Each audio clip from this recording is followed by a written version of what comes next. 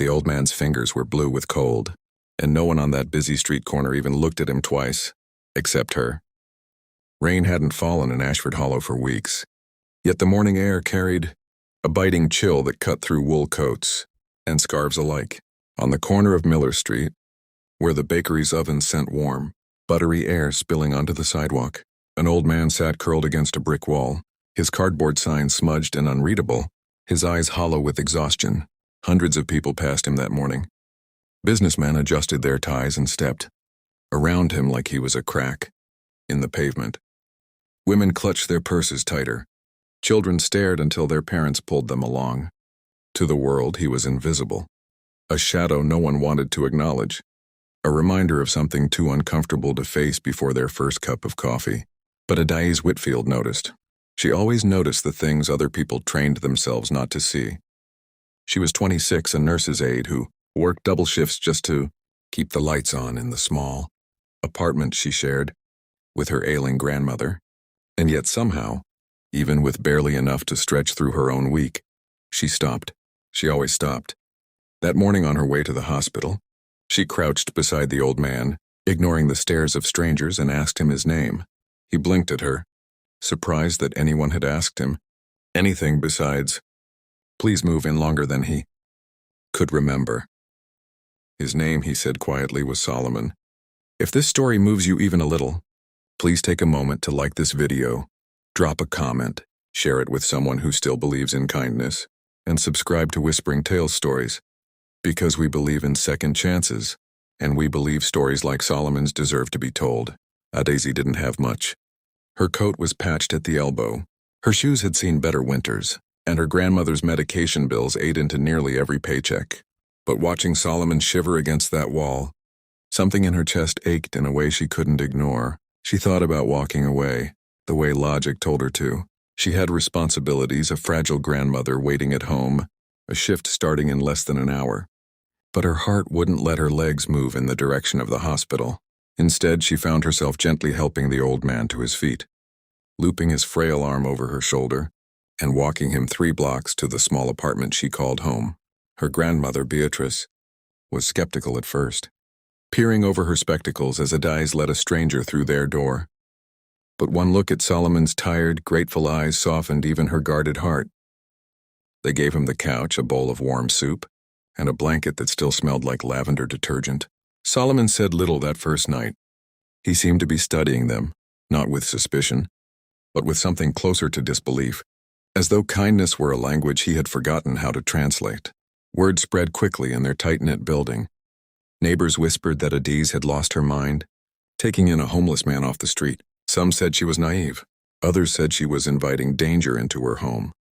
Her co-worker, Priscilla, warned her over lunch one afternoon that the world was cruel, that not everyone who looked helpless truly was, and that she should be careful who she let into her life.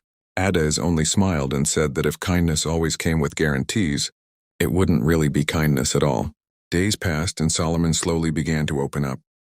He helped around the apartment where he could, insisting on drying dishes despite his trembling hands, and he told Adaise stories from his past, vague, careful stories about a life he once had, a company he used to run, a family that had scattered like leaves in autumn wind. Adaise listened patiently, never once doubting him, never once treating his words as the ramblings of a broken man. To her, every person deserved to be heard, rich or poor, sane or struggling. She didn't need proof of his past to treat him with dignity in his present. What she didn't know, and what she couldn't have possibly imagined, was that the man sleeping on her second-hand couch was Solomon Ashcombe, founder of Ashcombe Global Holdings, a shipping and logistics empire worth billions, a man who had vanished from public life 8 months earlier, after a devastating car accident that killed his only son and left him with amnesia so severe that even his own security team lost track of him during his recovery. Solomon had wandered, lost and unrecognized, drifting through shelters and street corners, his identity buried beneath trauma and grief so heavy it had erased even his own name from his lips. Every evening, Adaise would sit with him on the small balcony overlooking the street, sharing tea from mismatched cups, listening to the distant hum of the city below. She never asked him for anything. She never expected anything in return. She simply gave, the way sunlight gives warmth without asking if the earth deserves it. One afternoon, nearly 3 weeks after she'd brought him home, something shifted. Solomon was helping fold laundry when his eyes caught sight of a newspaper Beatrice had left on the table, a business section featuring a photograph of a grand office tower with the name Ashcombe etched across its glass entrance. He froze. His hands began to shake, not from weakness this time, but from the sudden, violent return of memory crashing over him like a wave breaking against rock. Fragments returned first in a boardroom, a son's laughter, the screech of tires, headlights, silence. A daze rushed to his side as he sank to his knees, gripping his head, gasping for air. She held him the way she would hold anyone in pain, whispering that he was safe, that he wasn't alone, that whatever storm was moving through him, she wasn't going anywhere. It took hours for Solomon to steady himself enough to speak clearly. When he finally did, his voice was different, sharper, more composed, carrying the quiet authority of a man who had once commanded boardrooms and negotiated deals worth more than entire towns. He told Eze who he really was. He told her about the accident, the amnesia, the months he had lost wandering, streets he didn't recognize in a body that no longer remembered its own name. Eze sat in stunned silence, her mind struggling to reconcile the frail man she had nursed back to warmth with the powerful figure now sitting before her. She expected, for a brief and foolish moment, that everything would change between them, that wealth would swallow the tenderness they'd built. But Solomon reached for her hands, the same hands that had guided him off a cold sidewalk weeks earlier, and told her that nothing about that kindness would ever be forgotten. He explained that in a world full of people who look away, she had chosen to look closer. In a city that had stepped over him without a second glance, she had knelt beside him without asking for a single thing in return. Solomon's return to his company sent shockwaves through the business world. Executives who had long assumed leadership in his absence were stunned to see him alive, lucid, and very much in control again. But Solomon's first act as he reclaimed his empire wasn't a boardroom decision. It was deeply personal.